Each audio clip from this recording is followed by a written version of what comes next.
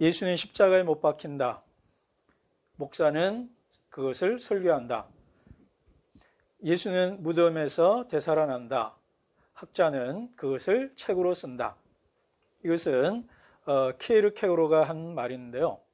예수의 십자가를 지고 따르는 삶이 아니라 그것에 관해서 말하고 논리로 만드는 것에 대한 실존적 참여가 아닌 이성적이고 분석적인 태도를 취하는 당시 기독교에 대한 아주 신랄하고도 은근한 강력한 도전입니다. 근데 제가 키에르케고르 평전을 읽으면서 이 말이 제게 너무 찔렸거든요.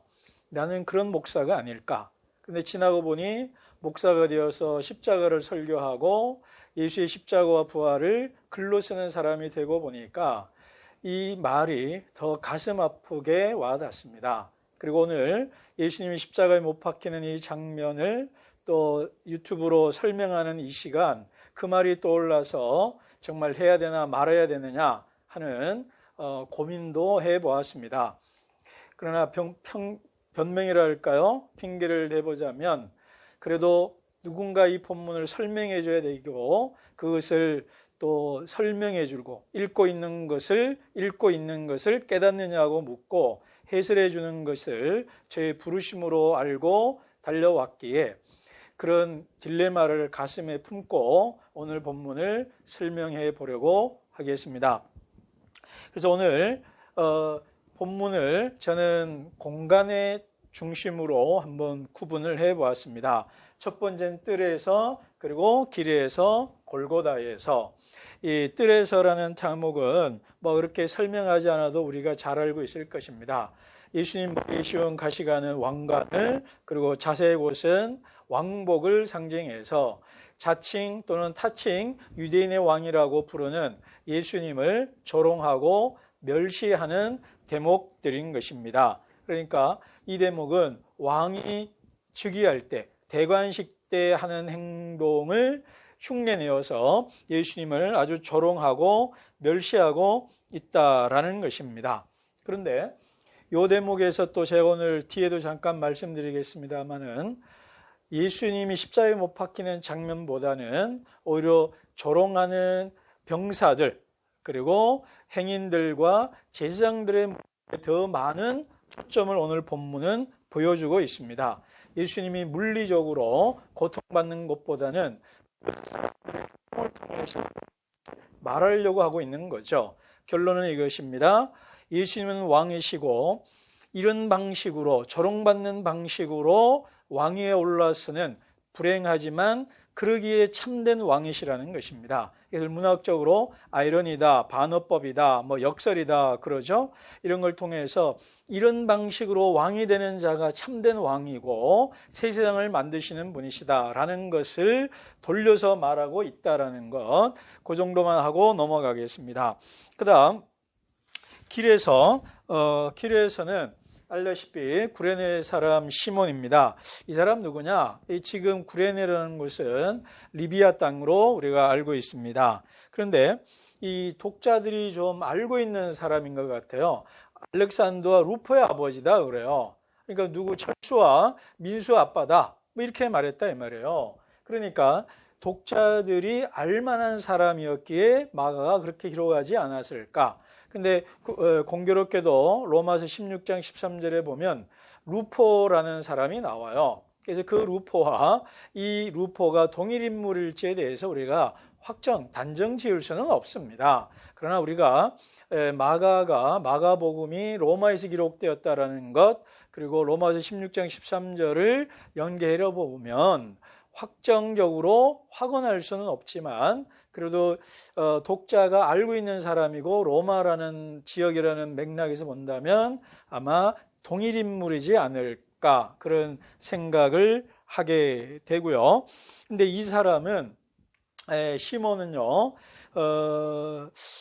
조금 독특하더라고요. 시골에서 올라오던 중에라고 돼 있어요.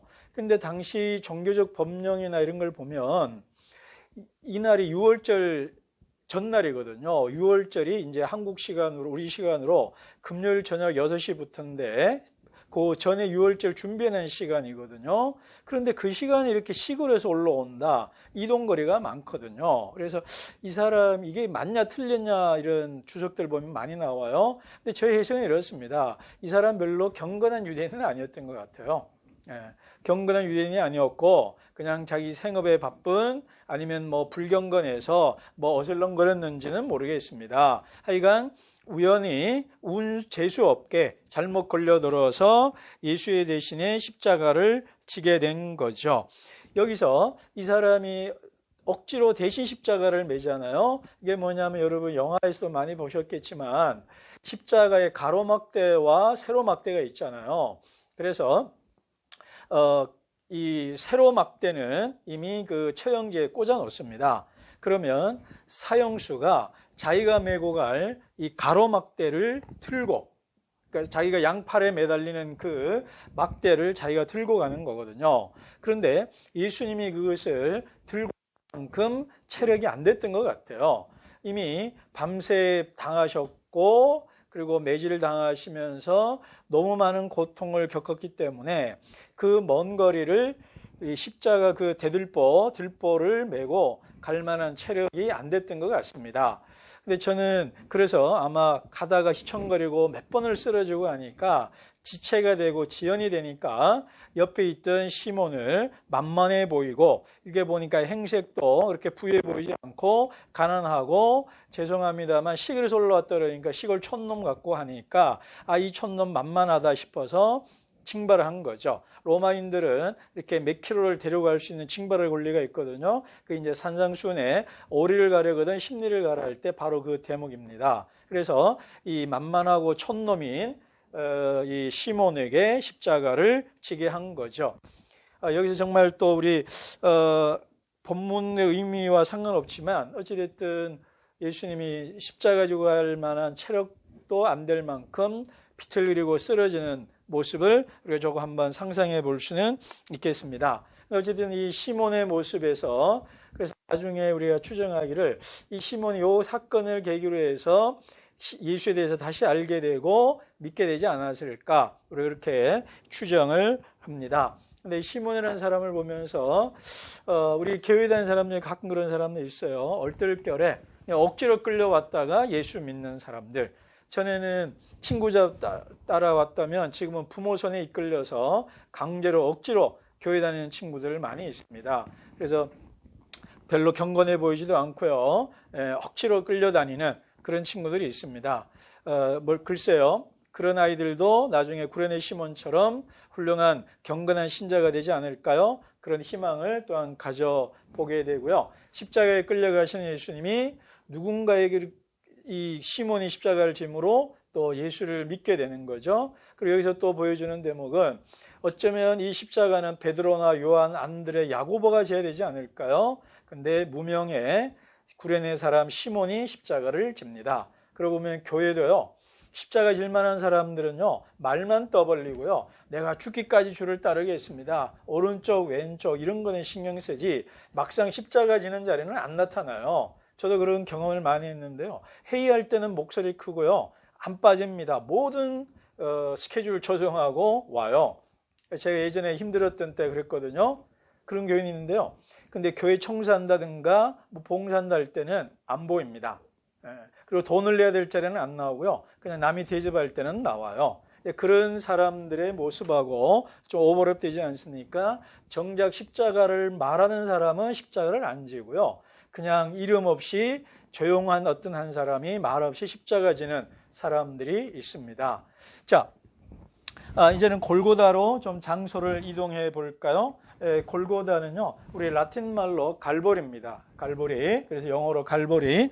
그래서 요거는 해골의 곳이라고 되어 있죠. 말은 뭐냐면 그 언덕 모양이 해골처럼 보였다 이런 얘기도 있고, 왜냐하면 좀 움푹 파인 곳이 있어서 그렇다 그러고요. 그 다음에 여기가 처형 장소이기 때문에 또 연상되는 것 같아요. 그러니까 지형도 그렇고 처형되는 곳이다 보니까 해골 무덤, 해골 바가지 모양이다. 그런 뉘앙스를 줍니다. 여기에서 포도주를 줬는데 예수님이 포도주를 마시지 않죠. 그거는 마가복음 14장 25절에 예수님이 얘기하셨죠. 내가 하늘나라에서 새 포도주를 마시기까지 안 마시기에 마지막 포도주다. 그래서 그 포도주를 거부하신 것으로. 근데 이 포도주는 몰약을 탔다 그래요. 이게 마취제라는 겁니다. 그래서 너무너무 고통스럽기 때문에 마취해서 혼미해져서 그 고통을 좀 덜 느끼도록 하려는 의미로 그렇게 주는데 예수님이 거절하셨다 그러는 거고, 아마 이것을 우리는 십자가의 고난을 직면하려는 그 온몸으로 받아내시려고 하는 모습이다라는 것입니다. 그런데 여기서 십자가에 못 박고라고 되어 있죠. 근데 여러분 패션 오브 크라이스트, 아마 또 코로나가 아니었다면 고난주간에 많이 한 번쯤 보았을 법한 그런 영화죠. 상영하고. 그런데 그 영화에서는 예수님의 육체적 고통에 대한 장면이 많이 있습니다. 그런데 성경 본문은요, 24절에 보시면 그냥 그들이 예수를 십자가에 못 박았다, 이렇게 딱 한 문장으로 너무 심플하고 어떤 수식이나 형용 없이, 묘사 없이 그냥 딱 단문으로 끝내버립니다. 왜 그럴까요? 앞에도 말씀드렸지만 예수님의 십자가 고통이 주는 육체적, 물리적 아픔에 대한 그 통증을 우리가 독자들이 느끼라는 데 포인트가 있지 않기 때문에 그렇습니다. 예수님이 아까 제가 휘청거리는 모습 상상하면서 제가 좀 마음이 울컥했거든요.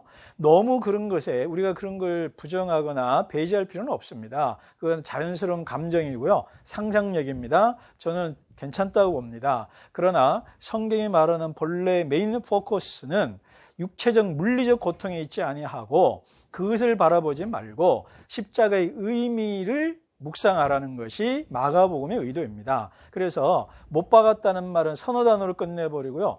병사들, 구레네 시몬, 행인과 강도, 제사장들의 모습 속에서 이 십자가가 무엇이냐, 왕이 무엇이냐, 하나님 나라는 어떤 곳이냐, 십자가의 의미에 중심을, 우리의 시선을 두라는 의미입니다. 그래서 너무 간단하다는 거고요. 그런 다음에 시편 22편을 성취하는 이야기가 나옵니다. 19절에 시편 22편 19절에 보시면 옷을 제비 뽑는다는 얘기가 나오죠. 오늘 본문 24절이고요. 그 다음에 22편 7, 8절에 보면은 머리를 흔들며 조롱한다 막 이렇게 나와요. 그래서 오늘 본문이 그렇게 되어 있습니다. 아주 놀라운 것은 다음 본문인 엘리 엘리 라바 사박다니가 바로 22편 1절입니다. 그래서 오늘 이 본문에서 22편이 중요하고요.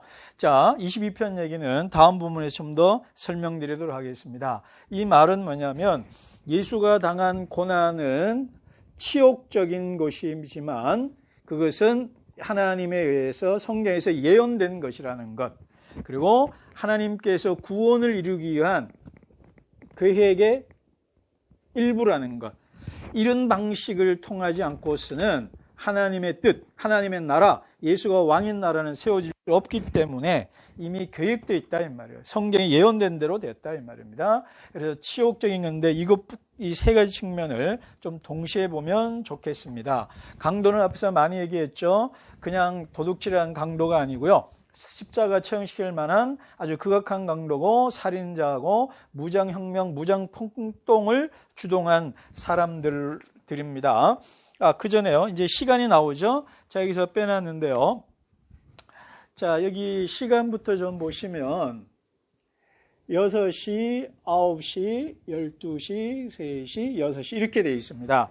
여러분 이 시간이 마가복음과 다른 특히 요한복음이 조금 차이가 있습니다. 오늘 초점은 마가복음이니까 얘기할게요. 자, 마가복음의 시간으로만 본다면 아침 6시에 사내들인 공회가 다 모여서 밤새 그러니까 신문을 해서 이건 사형받을 만한 죄다 한 다음에 공회를 열어서 공식적으로 정식으로 사형 언도를 한 다음에 이제 사형은 빌라도에 가야 되니까 빌라도에 가서 재판받는 시간이 요 시간입니다. 그리고 요 사이 어느 쯤인가 빌라도가 재판을 하고 사형언도 하고 끌고 갑니다. 그러니까 이게 좀 빠듯한 시간입니다. 그래서 9시에 못 바뀌어서 12시까지 지금 이 행인과 제사장들이 조롱하고 있는 장면이고요. 12시에서 3시 다음 본문에서 침묵, 어둠이 있고요. 그 다음에 여기서 운명하시면 엘리라 사박단이 십자가의 7 말씀 있으시고, 그리고 6시부터는 유월절이 시작합니다. 유대인들은 저녁부터 하루가 시작되죠. 그러니까 요 사이에 묻혀야 되는 겁니다. 그래서 아리마대 요셉이 여기서 이제 급하게 빠르게 움직여서 예수님을 장사 지냅니다. 그렇지 않으면 계속 매달아 둬야 되거든요. 그래서 요 시간표가 이렇게 되어 있다는 겁니다. 마가복음의 시간표입니다. 자, 그래서 이 강도는요, 강도는 말씀드린 그런 자들이고요. 나중에 33절을 보면 같이 욕하죠. 그 이유는 뭐겠습니까? 이 사람이 보기에 폭력을 통해서 세상을 뒤바꿔야지 너처럼 그렇게 멍청하게 십자가 지고 죽냐? 이런 얘기를 하죠. 밑에서나 아래에서나 다 똑같은 비난을 합니다. 그 얘기를 잠깐 보면요. 행인. 여기서 중요한 게 성전이 중요하다는 걸 또 알겠죠. 성전을 허물고 사흘 만에 짓겠다는 자. 계속 얘기했습니다만 성전 사건이 예수님의 십자가에 죽으시는 아주 결정적인 사건이었고 이유였다는 것을 다시 한번 확인하게 되고요. 이것을 통해서 우리에게 주는 메시지는 뭐냐면 우리가 성전 공동체, 예수님이 허물었다고 안 되죠. 하여튼 성전이 파괴된 이후에 새로이 생겨날 성전이 교회고 성도여야 한다는 것을 다시 한번 예수님은 그 일을 위해서 죽으셨고 그렇기에 다음 본문에서 예수님이 운명하실 때 성전 위장이 찢겨져 나가는 그리하여 우리 모두가 성전되게 하시는 사건이다라는 겁니다. 다시 말씀드립니다. 우리가 성전이 되고 우리가 성전되는 삶을 살라고 예수님이 십자가에 죽으셨다라는 것입니다. 그런데요, 여기서 이 행인들이 그러죠. 자기는 구원하고, 자기를 구원하고, 그래서 이 제사장도 똑같은 말을 하죠. 이 사람들이 말은 뭐냐면요. 자기를 구원하기 위해서 내려오라 그럽니다. 그 말은 뭡니까? 이 행인들이나 강도의 일반적인 사람들은 뭐냐면 내 살기 위해서 남에게 좀 피해 주는 거 불가피하지만 어쩔 수 없지만 그렇게 안 하면 나는 못 산다는 거예요. 그냥 직장이나 정글 같은 세상에서 내가 살기 위해서 남은 짓밟아야 되는 거죠. 꽃들에게 희망을 나오는 그 애벌레들처럼 올라가기 위해서 짓밟고 올라가야 되는, 그러다가 사랑하는 노랑애벌레마저도 밟고 올라가는 그런 잔인한 세상인데 너는 왜 바보같이 그렇게 사냐라는 얘기를 하는 거죠. 간단합니다. 나 살기 위해서 타인을 희생해라고 얘기를 하는데 예수님은 아니라는 거예요. 나 살기 위해서 타인을 희생하면 서로가 서로를 희생시키려고 하는, 그래서 공멸하는 세상이 온다라는 거예요. 공멸하는 세상. 그러나 예수님은 나를 희생함으로 남을 살리면 서로가 서로를 희생해서 서로가 서로를 살리다 보면 바로 서로가 다 사는 거예요. 그리하여 그것이 천국이 되는 것입니다. 다시 기억하기 바랍니다. 남을 희생하여 나를 살려고 하면 지옥이 되고 정글이 되지만 나를 희생해서 남을 살리고 있다고 우리 모두가 하는 순간 그것이 천국이고 초원이고 푸른 풀밭이 된다라는 것입니다. 근데 제사장들은 뭐라 그러죠? 남은 구원하면서도 자기를 구원하지 못한다. 이 제사장 놈들 참 나쁜 놈들이죠. 남 구원했던 건 인정하는 모양이에요. 물론 이제 그게 비아냥되는 말이지만 어쨌든 이 사람들의 생각이 뭐냐면 자기를 구원해야 된다는 거예요. 남 구원하기 전에 자기부터 구원해라 라는 거죠. 그래서 우리의 육아도 비슷한 생각을 합니다. 수신제가 치국평천하, 자기를 먼저 구원하고 자기를 먼저 닦는 것, 위인지학, 타인을 위한 학문이 아니라 위기지학, 나를 갈고 닦는 학문으로서 학문을 하라는 거예요. 그래야만 남을 도울 수 있다라는 것인데 우리 기독교는요, 기독교는 나를 위하여 나를 먼저 사랑하는 것이 아니라 남을 위한 것이 먼저인 종교이고 신앙입니다. 그래서 자기를 구원한 자가 남을 구원할 수 있다.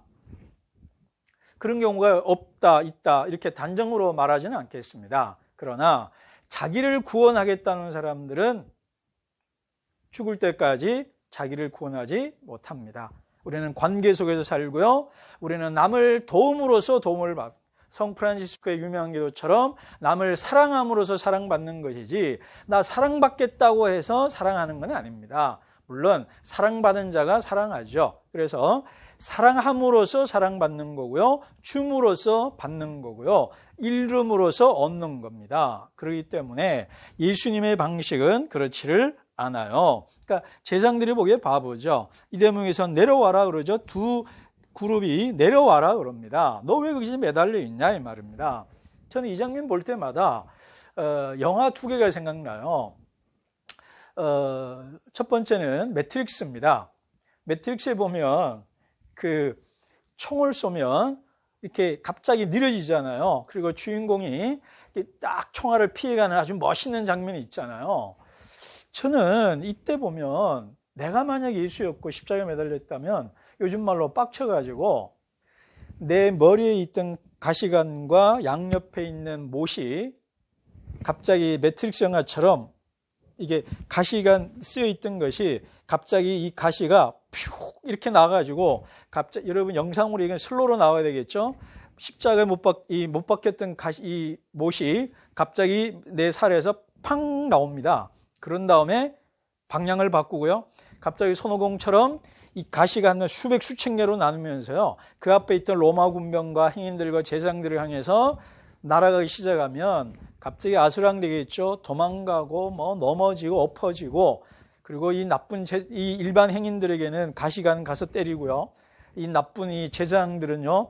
데모시 가서 그들의 그냥 이렇게 팍팍 찔리는 장면 제가 영상으로 만들면 아주 이거 그냥 리얼리티가 하고요. 리얼리즘으로 묘사하면 아주 멋있는 장면들이 나올 것 같아요.